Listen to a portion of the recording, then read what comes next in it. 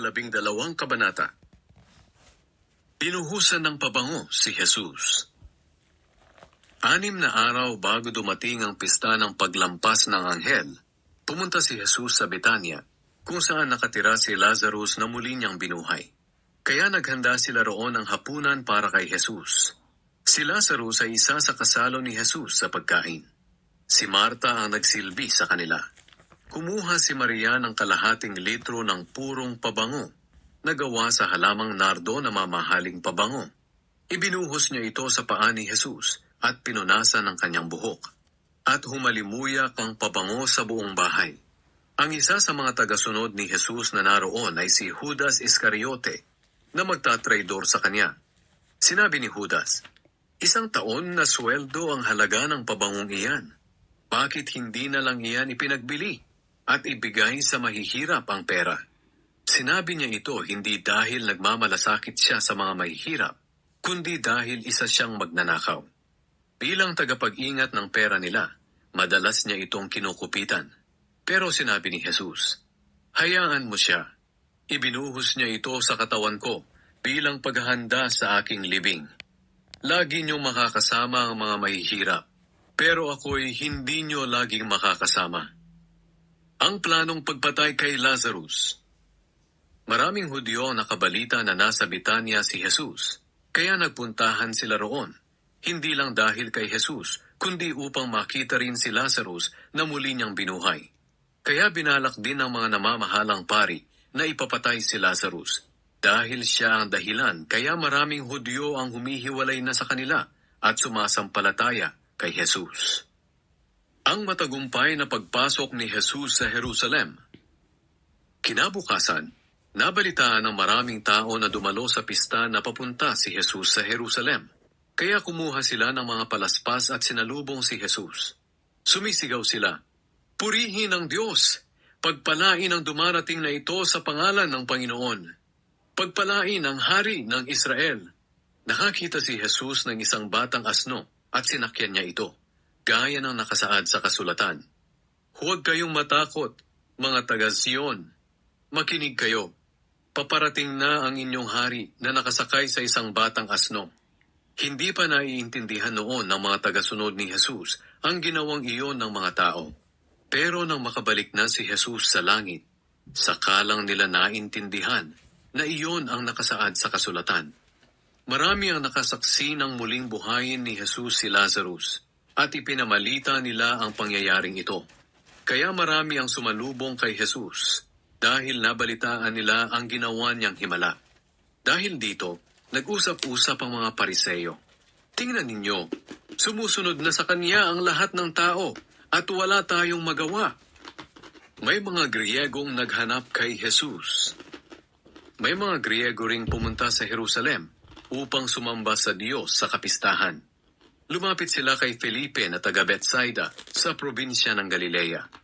Sinabi nila sa kanya, "Gusto po sana naming makita si Jesus." Pinuntahan ni Felipe si Andres at sinabi sa kanya ang kahilingan ng mga Griyego. Pagkatapos pinuntahan nila si Jesus at ipinaalam ang kahilingan. Sinabi ni Jesus sa kanila, "Dumating na ang oras upang dakilain ako na anak ng tao. Sinasabi ko sa inyo ang totoo. Malibang mamatay ang isang butil ng trigong itinanim sa lupa, mananatili itong nag-iisa. Ngunit kung mamatay, tutubo ito at mamumunga ng marami. Ang taong labis na nagpapahalaga sa kanyang buhay ay mawawalan ito. Ngunit ang hindi nanghihinayang sa buhay niya sa mundong ito, alang-alang sa akin, ay magkakaroon ng buhay na walang hanggan. Ang sinumang gustong maglingkod sa akin ay dapat sumunod sa akin. At kung nasaan ako, naroon din dapat siya. Ang sinumang naglilingkod sa akin ay pararangalan ng Ama." Ipinahiwatig ni Jesus ang kanyang kamatayan. Sinabi pa ni Jesus, "Nababagabag ako ngayon. Sasabihin ko ba sa Ama na iligtas niya ako sa nalalapit na paghihirap? Hindi, dahil ito ang dahilan ng pagpunta ko rito." Pagkatapos sinabi ni Jesus sa Ama, "Ama, ipakita niyo ang inyong kadakilaan." Isang tinig mula sa langit ang sumagot, "Ipinakita ko na sa pamamagitan mo. at muli ko itong ipapakita. Nang marinig ng mga taong naroon ang tinig, sinabi nila, "Kumulog!" Pero sinabi naman ng iba, "Kinausap siya ng isang anghel." Sinabi ni Jesus sa kanila, "Ang tinig na iyon ay pinarinig hindi para sa akin, kundi para sa kapakanan ninyo. Dumating na ang paghatol sa mga tao sa mundo. Malulupig na si Satanas na siyang nag-ahari sa mundong ito. At kapag itinaas na ako mula sa lupa, ilalapit ko ang lahat ng tao sa akin." Sinabi ito ni Jesus upang ipahiwatig kung paano siya mamamatay. Sumagot ang mga tao sa kanya, "Nakasaad sa kasulatan na ang Kristo'y mabubuhay ng walang hanggan. Bakit mo sinasabing kailangang mamatay ang anak ng tao? Sino ba ang anak ng tao na tinutukoy mo?" Sumagot si Jesus, "Maikling panahon na lang ninyong makakasama ang ilaw. Kaya mamuhay kayo sa liwanag ng ilaw na ito habang narito pa, para hindi kayo abutan ng dilim, sapagkat hindi alam ng naglalakad sa dilim kung saan siya papunta. Kaya sumampalataya kayo sa akin, na siyang ilaw ninyo habang narito pa ako, para maliwanagan ang isipan ninyo." Pagkasabi ni Jesus nito, umalis siya at nagtago sa kanila. Ayaw manampalataya ng mga Hudyo kay Jesus. Kahit na nakita ng mga Hudyo ang maraming himala na ginawa ni Jesus, hindi pa rin sila sumampalataya sa kanya. Sa ganoon natupad ang sinabi ni Propeta Isaias, "Panginoon, sino ang naniwala sa aming mensahe? Sino sa mga pinakitaan mo ng iyong kapangyarihan ang sumampalataya?" Sinabi pa ni Isaias na kaya ayaw nilang sumampalataya ay dahil pinulag ng Diyos ang kanilang mga mata upang hindi sila makakita. At isinara niya ang kanilang mga isipan upang hindi sila makaunawa, dahil baka manumbalik pa sila sa kanya at pagalingin niya sila.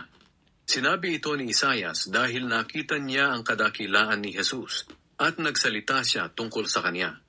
Ganoon pa man, maraming pinuno ng mga Hudyo ang sumampalataya kay Jesus, pero inilihim nila ang kanilang pananampalataya dahil takot silang hindi natanggapin ng mga Pariseyo sa mga sambahan, sapagkat mas ginusto pa nilang purihin sila ng tao kaysa ng Diyos.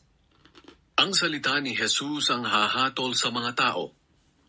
Nagsalita si Jesus ng malakas, "Ang sumasampalataya sa akin ay hindi lang sa akin sumasampalataya, kundi pati sa nagsugo sa akin. At ang nakakita sa akin ay nakakita na rin sa nagsugo sa akin. Naparito ako bilang ilaw ng mundo, upang ang sinumang sumampalataya sa akin ay hindi na manatili sa kadiliman. Ang sinumang nakarinig ng aking mga aral pero hindi sumunod ay hahatulan. Ngunit hindi ako ang hahatol sa kanya, sapagkat hindi ako naparito sa mundo para hatulan ang mga tao, kundi iligtas sila. May ibang hahatol sa ayaw tumanggap sa akin at sa aking mga aral. Ang mga salitang ipinangaral ko ang hahatol sa kanila sa huling araw, sapagkat ang mga aral ko'y hindi galing sa sarili ko lang, kundi galing sa amang nagsugo sa akin. Siya ang nag-uutos kung ano ang sasabihin ko, at alam ko na ang mga utos niya ay nagbibigay ng buhay na walang hanggan. Kaya kung ano ang ipinasasabi ng Ama, iyon lang ang sinasabi ko."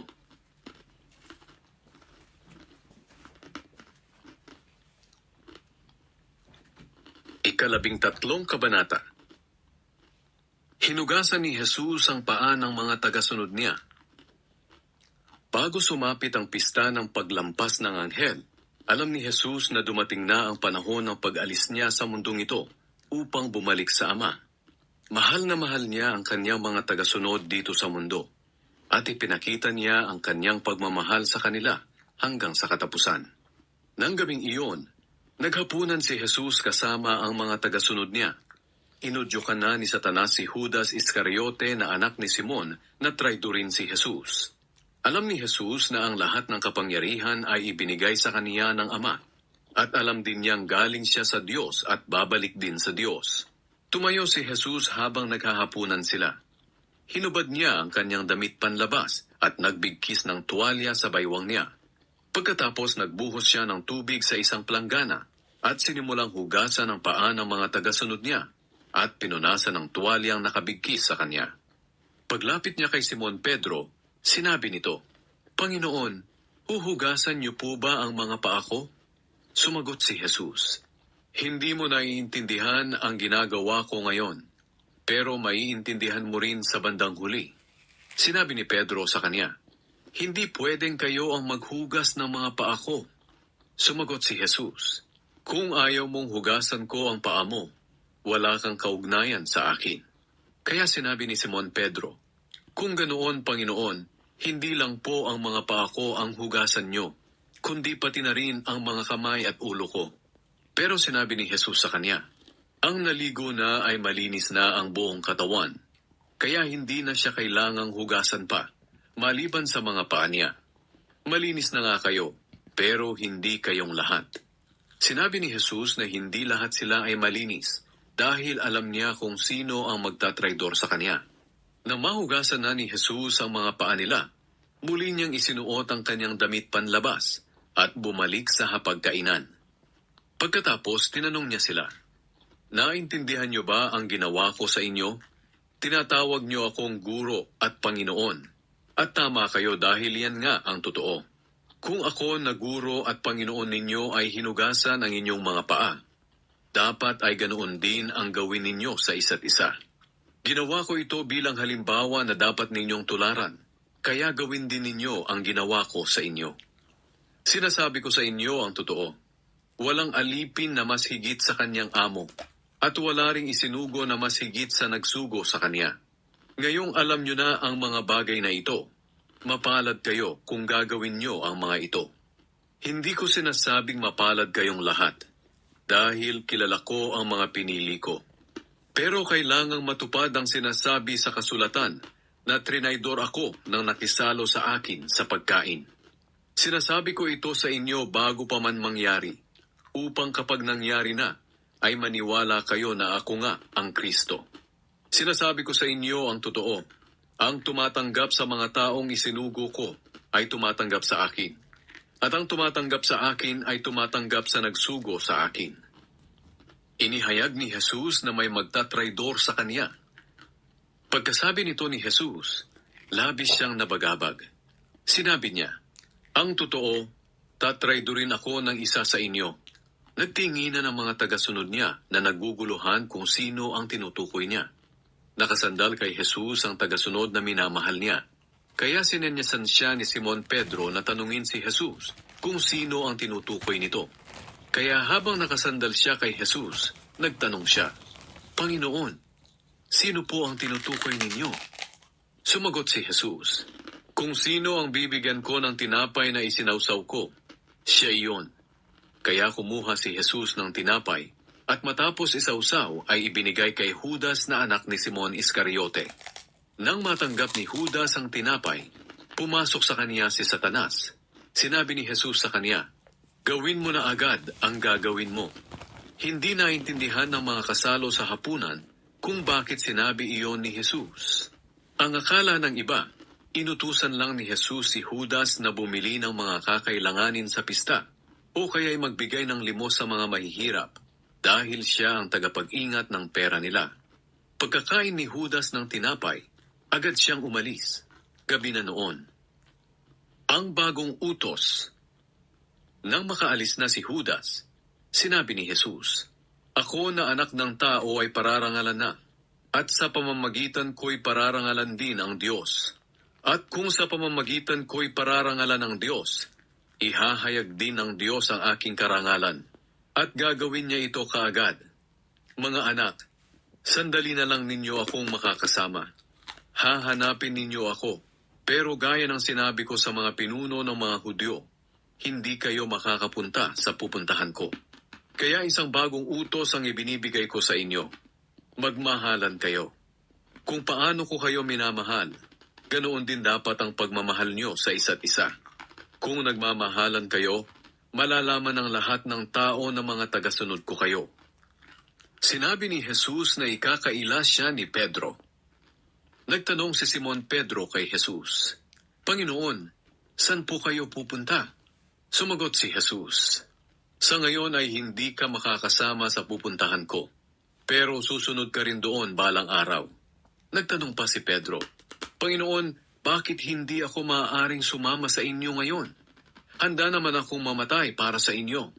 Sumagot si Jesus, talaga bang handa kang mamatay para sa akin? Sinasabi ko sa iyo ang totoo. Bago tumilaok ang manok, 3 beses mong ikakaila na kilala mo ako.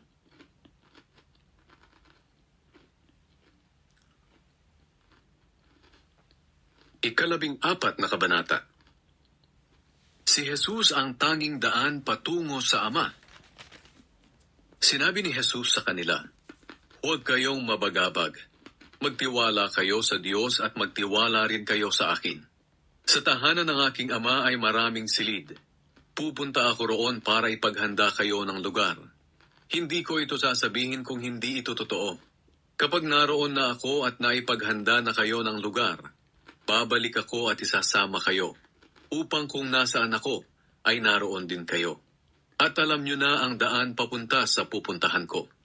Sinabi ni Tomas sa kanya, Panginoon, hindi po namin alam kung saan kayo pupunta. Paano po namin malalaman ang daan? Sumagot si Jesus, Ako ang daan, ang katotohanan, at ang buhay. Walang makakarating sa Ama kung hindi sa pamamagitan ko. Kung kilalan nyo ako, kilalan nyo na rin ang aking Ama. At ngayon nga ay nakilala at nakita nyo na siya. Sinabi ni Felipe sa kanya, Panginoon, ipakita niyo po sa amin ang Ama, at sapat na iyon sa amin. Sumagot si Jesus, Felipe, ang tagal na nating magkasama, hindi mo pa rin ba ako kilala? Ang nakakita sa akin ay nakakita na rin sa Ama. Paano mo nasabing ipakita ko sa inyo ang Ama? Hindi ka ba naniniwala na ako ay nasa Ama at ang Ama ay nasa akin? Ang mga salitang sinasabi ko sa inyo ay hindi nanggaling sa akin, kundi sa Amang nasa akin. Siya ang gumagawa ng mga bagay na ginagawa ko. Maniwala kayo na ako ay nasa Ama, at ang Ama ay nasa akin. Kung ayaw ninyong maniwala sa sinasabi kong ito, maniwala man lang kayo dahil sa mga ginawa ko. Sinasabi ko sa inyo ang totoo. Ang sumasampalataya sa akin ay makakagawa rin ng mga ginagawa ko. At higit pa rito ang magagawa niya dahil pupunta na ako sa Ama. At anuman ang hilingin niyo sa aking pangalan ay gagawin ko upang maparangalan ng Ama sa pamamagitan ko na kanyang anak. Oo, gagawin ko ang anumang hilingin ninyo sa aking pangalan. Ipinangako ni Jesus ang banal na Espiritu. Kung mahal niyo ako, susundin niyo ang aking mga utos. At hihilingin ko sa Ama na bigyan niya kayo ng isang tagatulong na sa inyo magpakailanman. Siya ang banal na Espiritu na tagapagturo ng katotohanan. Hindi siya matanggap ng mga taong makamundo dahil hindi siya nakikita o nakikilala ng mga ito. Pero kilalan niyo siya dahil kasama niyo siya at sa inyo magpakailanman. Hindi ko kayo iiwan ng walang kasama. Babalik ako sa inyo. Kaunting panahon na lang at hindi na ako makikita ng mga tao sa mundo, pero makikita niyo ako. At dahil buhay ako, mabubuhay din kayo. Sa araw na iyon, malalaman ninyo na ako nga ay nasa aking Ama, at kayo ay nasa akin, at ako ay nasa inyo. Ang sino mang tumatanggap at sumusunod sa mga utos ko ang siyang nagmamahal sa akin. At ang nagmamahal sa akin ay mamahalin din ng aking Ama. Mamahalin ko rin siya, at ipapakilala ko ang aking sarili sa kanya. Tinanong siya ni Judas, hindi si Judas Iscariote, Panginoon, bakit sa amin lang po kayo magpapakilala at hindi sa lahat? Sumagot si Jesus, ang nagmamahal sa akin ay susunod sa aking salita. Mamahalin siya ng aking Ama, at mananahan kami sa kanya. Ngunit ang hindi nagmamahal sa akin ay hindi sumusunod sa aking mga salita. At ang mga salitang narinig nyo ay hindi nanggaling sa akin, kundi sa Amang nagsugo sa akin. Sinasabi ko ang mga bagay na ito habang kasama nyo pa ako. Pero kapag nakaalis na ako, ang tagatulong na walang iba kundi ang banal na Espiritu ang ipapadala ng Ama bilang kapalit ko. Siya ang magtuturo sa inyo ng lahat ng bagay at magpapaalala sa inyo ng lahat ng mga sinabi ko sa inyo. Huwag kayong mabagabag at huwag kayong matakot, dahil iniiwan ko sa inyo ang kapayapaan. Ang aking kapayapaan ang ibinibigay ko sa inyo. Hindi ito katulad ng kapayapaang ibinibigay ng mundo. Narinig niyo ang sinabi ko na aalis ako, pero babalik din sa inyo. Kung mahal niyo ako, ikasisiyan niyo ang pagpunta ko sa Ama, dahil mas dakila ang Ama kaysa sa akin. Sinasabi ko ito ngayon sa inyo bago pa man mangyari, upang sumampalataya kayo sa akin kapag nangyari na ito. Hindi na ako magsasalita ng matagal, dahil dumarating na si Satanas na siyang nagahari sa mundong ito. Wala siyang kapangyarihan sa akin. Ngunit upang malaman ng lahat na mahal ko ang aking Ama, ginagawa ko ang iniuutos niya sa akin. Halina kayo, umalis na tayo rito. 15 kabanata. Ang tunay na puno ng ubas. Sinabi pa ni Jesus, "Ako ang tunay na puno ng ubas, at ang aking Ama ang tagapag-alaga. Pinuputol niya ang aking mga niya ang bawat sangang namumunga para lalo pang mamunga. Malinis na kayo dahil sa mga salitang sinabi ko sa inyo. Manatili kayo sa akin at ako'y mananatili sa inyo. Hindi makakapamunga ang isang sanga malibang nakakabit ito sa puno. Ganoon din naman hindi kayo makakapamunga kung hindi kayo mananatili sa akin. Ako ang puno ng ubas, at kayo ang aking mga sanga. Ang taong nananatili sa akin at ako rin sa kanya, ay mamumunga ng marami, sapagkat wala kayong magagawa kung hiwalay kayo sa akin. Ang hindi nananatili sa akin ay tulad ng mga sangang itinatapon at natutuyo, at pagkatapos ay tinitipon at inihahagi sa apoy para sunugin. Kung mananatili kayo sa akin at ang mga salita ko'y mananatili sa inyo, ipagkakaloob ko ang anumang hilingin ninyo. Napaparangalan ng aking Ama kung namumunga kayo ng sagana, at sa ganitong paraan ay naipapakita ninyo na mga tagasunod ko kayo. Mahal ko kayo gaya ng pagmamahal sa akin ng Ama. Manatili kayo sa aking pag-ibig. Kung sinusunod ninyo ang mga utos ko, mananatili ang pag-ibig ko sa inyo. Katulad ko, sinusunod ko ang utos ng aking Ama, kaya nananatili ang kanyang pag-ibig sa akin. Sinabi ko sa inyo ang bagay na ito para magalak kayo katulad ko, at malubos din ang inyong kagalakan. Ito ang aking utos sa inyo. Magmahalan kayo katulad ng pagmamahal ko sa inyo. Wala ng pag-ibig na hihigit pa sa pag-ibig ng isang taong nag-alay ng kanyang buhay para sa kanyang mga kaibigan. Mga kaibigan ko kayo kung sinusunod nyo ang aking mga utos. Hindi ko na kayo itinuturing na alipin, dahil hindi alam ng alipin kung ano ang ginagawa ng kanyang amo. Sa halip itinuturing ko na kayong mga kaibigan, dahil sinasabi ko sa inyo ang lahat ng narinig ko sa aking Ama. Hindi kayo ang pumili sa akin, kundi ako ang pumili sa inyo, para humayo kayo at mamunga ng mga bungang mananatili. Sa ganoon, anuman ang hingin ninyo sa Ama sa pangalan ko, ay ibibigay niya sa inyo. Ito nga ang utos ko sa inyo, magmahalan kayo. Ang galit ng mga taong makamundo sa mga sumasampalataya kay Jesus.